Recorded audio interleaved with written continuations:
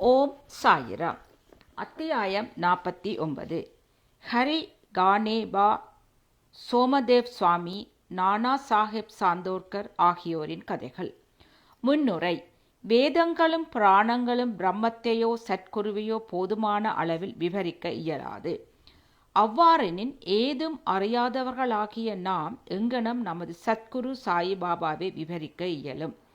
இவ்விஷயத்தில் அமைதியாக இருப்பதே சிறந்தது என்று எண்ணுகின்றோம். உண்மையில் மௌன விரதம் அனுஷ்டிப்பதே சத்குருவை புகழ்வதற்கு சிறப்பான வழியாகும்.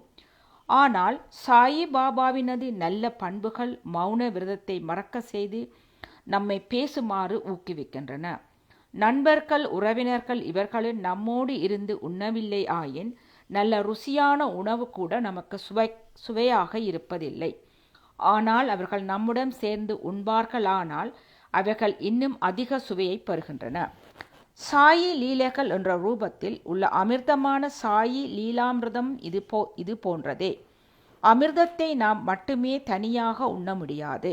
நண்பர்களும் சகோதரர்களும் நம்முடன் சேர வேண்டும். எவ்வளவு அதிகமோ அவ்வளவு நல்லது.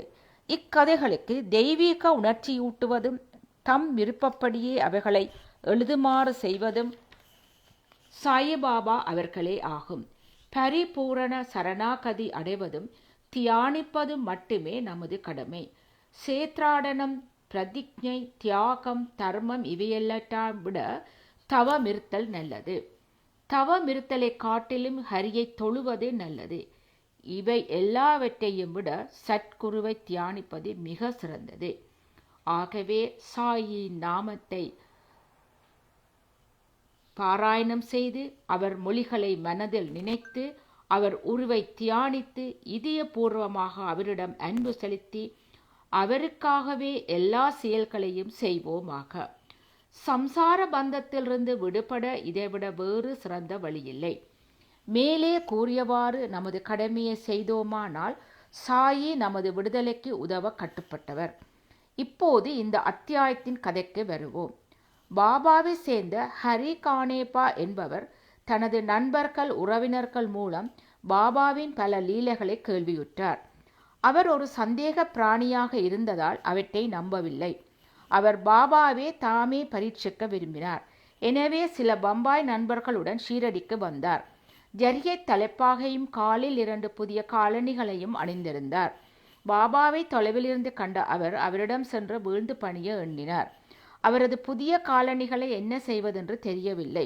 எனினும் திறந்த வழியில் ஒரு மூலைக்கு சென்று அவைகளை வைத்துவிட்டு மசூதிக்குள் சென்று பாபாவின் தரிசனத்தை பெற்றார். பாபாவை பக்தியுடன் வணங்கி உதி பிரசாதம் இவைகளை பெற்றுக்கொண்டு திரும்பினார். அங்கு அவர் மூலையில் வைத்திருந்த காலணிகள் மறைந்து போயிருந்ததை அவர் கண்டார். அவைகளுக்காக வீணாக தேடிய பின் தான் இருந்த இடத்துக்கு மிகவும் மனமுடைந்து போய் திரும்பினார். குளித்து வழிபட்டு நைவேத்தியம் சமர்ப்பித்து விட்டு உணவுக்காக அமர்ந்தார். ஆயினும் அவ்வளவு நேரமும் காலணிகளை தவிர வேறொன்றையும் பற்றியும் அவர் நினைக்கவில்லை. உணவை முடித்து கொண்ட பின் கை கழுவதற்காக வெளியே வந்தபோது ஒரு மராத்திய பையன் அவரை நோக்கி வந்து கொண்டிருந்தான். அவனது கையில் ஒரு கோல் இருந்தது. அதன் நுனியில் ஒரு ஜோடி புதிய காலணிகள் தொங்கவிடப்பட்டிருந்தன. கை கழுவ வெளியே வந்த நண்பர்களிடம் பாபா தன்னை இக்கோளுடன் அனுப்பியிருப்பதாகவும் ஹரிகா பேடே ஜரிகா பேடே கா என்பவரின் புதல்வரான ஜரிகை தலைப்பாக்காரரே என்று கூவிக்கொண்டு வீதிகளில் செல்லும்படி சொல்லியிருப்பதாகவும் யாராவது இக்காலணிகளை கேட்டால் அவரது பேர் ஹரிதானா என்றும் அவர் காவின் அதாவது கானேபா புதல்வர் தானா என்றும் அவர் ஜரிகை தலைப்பாகை அணிபவர் தானா என்றும் தன்னை உறுதிப்படுத்தப்பட்ட பின்பு அதை அவரிடம் கொடுக்கும்படி கூறியிருப்பதாகவும் சொன்னான். இதை கேட்டு ஹரி கானேபா மகிழ்வும் ஆச்சரியமும் அடைந்தார். அவர் பையனிடம் சென்று காலணிகள் தம்முடையவை என்றும் தனது பேர் ஹரி என்றும் தாம் காவின் கனேபா புதல்வன் என்றும் கூறி ஜரிகை தலைப்பாகையும் காண்பித்தார். பையன் திருப்தி அடைந்து அவரிடம் காலணிகளை திருப்பி கொடுத்து விட்டான். தனது ஜரிகை தலைப்பாகை வெளியில் அனைவருக்கும் தெரியுமாறு இருந்தது. எனவே பாபாவும் அதை கண்டு இருக்கலாம். ஆனால் தன் பேர் ஹரி என்பதும் ஹானேபாவின் மகன் என்றும் தான் முதல் முறையாக இப்போது தான் ஷீரடிக்கு வந்திருப்பதால் பாபா எங்கனம் அறிந்திருக்கக்கூடும் என மனதில் நினைத்து வியந்தார். வேறு எவ்வித குறிக்கோளுமின்றி பாபாவை சோதிக்கும் ஒரே நோக்கத்துடன் மட்டுமே அவர் ஷீரடிக்கு வந்தார். இந்நிகழ்ச்சியால் பாபா ஒரு மிக பெரும் சத்புருஷர் என்று அவர் அறிந்து கொண்டார். அவர் விரும்பியதை அறிந்து கொண்டு திருப்தியுடன் வீடு திரும்பினார். சோமதேவ் சுவாமி.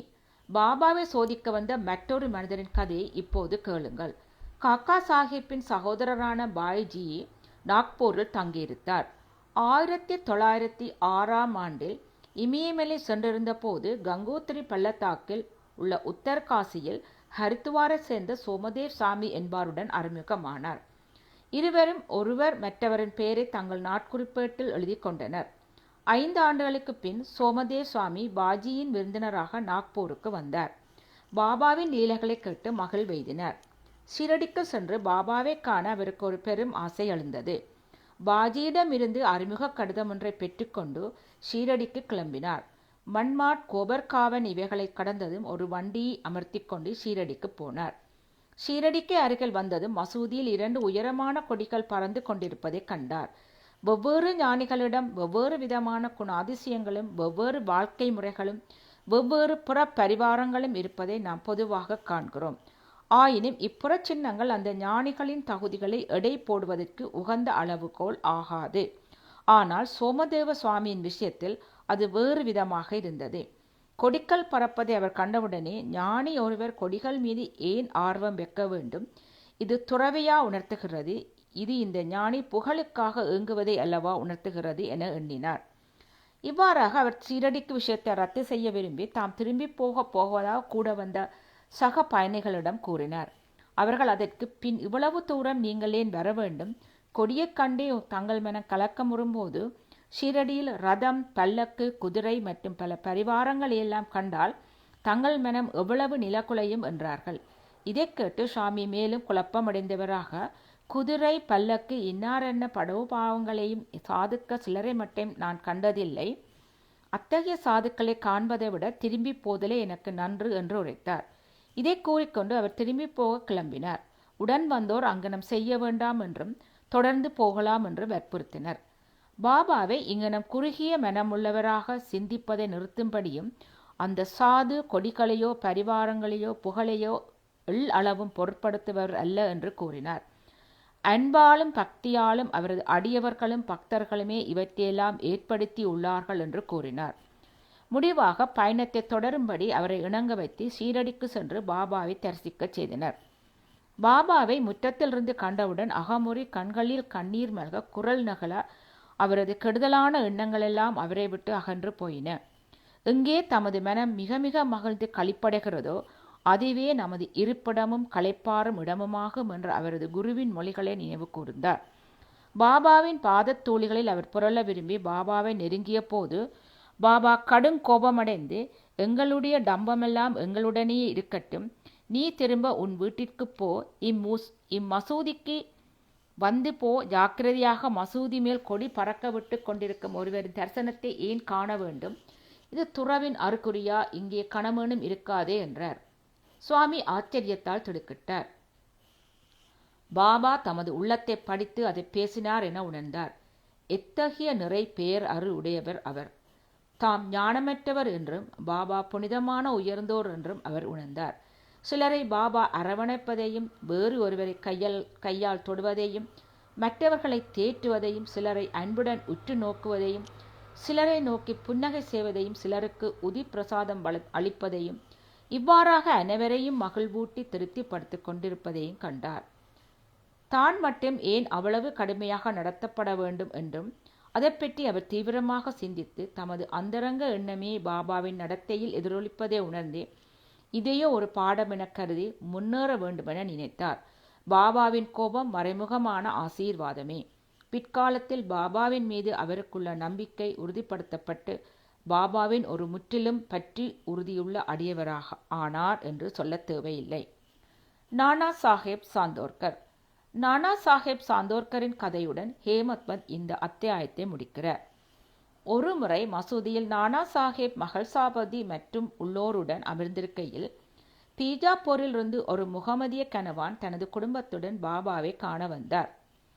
கோஷா பர்தா அணிந்த பெண்மகளில் கண்ட நானா அப்பால் போய்விட விரும்பினார். ஆனால் பாபா அவர் அங்கனம் செய்வதை தடுத்து விட்டார். பெண்மணிகள் வந்து பாபாவை தரிசனம் செய்தனர். பாபாவின் பாதங்களை வணங்குமுணங்காக அவர்களில் ஒருத்தி முகத்திரியை எடுத்து வணங்கிவிட்டு பிறகு மூடும்போது நானா சாஹேப் அவளது முகத்தைக் கண்டு அவளின் அபூர்வ அழகின் கவர்ச்சியால் பாதிக்கப்பட்டவராய் அவளது முகத்தை மீண்டும் காண விரும்பினார். அப்பெண்மணி அந்த இடத்தை விட்டு அகன்றதும் நானாவின் மனக்குழப்பத்தை அறிந்து கொண்டு பாபா அவரை நோக்கி, நானா, நீ ஏன் வீணாக கலங்குகிறாய்? புலன்கள் அவைகளுக்கு இடப்பட்ட பணியை அல்லது கடமையை செய்யட்டும். நாம் அவைகளின் வேலையில் குறுக்கிட வேண்டாம். கடவுள் இவ்வழகிய உலகத்தை படைத்துள்ளார். அதன் அழகை பாராட்ட வேண்டியது நமது கடமையாகும். மனம் மெதுவாக படிப்படியாக அமைதியுறும். முன் கதவு திறந்திருக்கும் போது பின்வழியாக ஏன் செல்ல வேண்டும்? உள்ளம் தூய்மையாக இருக்குமிடத்து எவ்வகையிலும் எவ்வித கஷ்டமும் இல்லை. நம்மிடத்தே எவ்வித கெட்ட எண்ணமும் இல்லையென்றால் ஏன் ஒருவர் மற்றொருவருக்கு பயப்பட வேண்டும்? கண்கள் தம் வேலையை செய்யலாம். நீ ஏன் வெட்கப்பட்டு தடுமாறுகிறாய் என்றார். ஷாமா அவ்விடத்தில் இருந்தார். பாபா கூறியதன் பொருளை அவர் உணர இயலவில்லை. எனவே வீடு திரும்பும் வழியில் இதை நானாவிடம் கேட்டார். நானா அழகிய பெண்மணியை கண்டதும் தாம் மனக்கலக்கம் அடைந்ததையும் பாபா அதை எங்கனம் அறிந்து அதை பற்றி அறிவுரை கூறினார் என்பதையும் கூறினார். பாபாவின் பொருளை நானா இவ்வாறாக விளக்கினார். அதாவது, நமது மனம் இயற்கையாகவே சலனம் உள்ளது.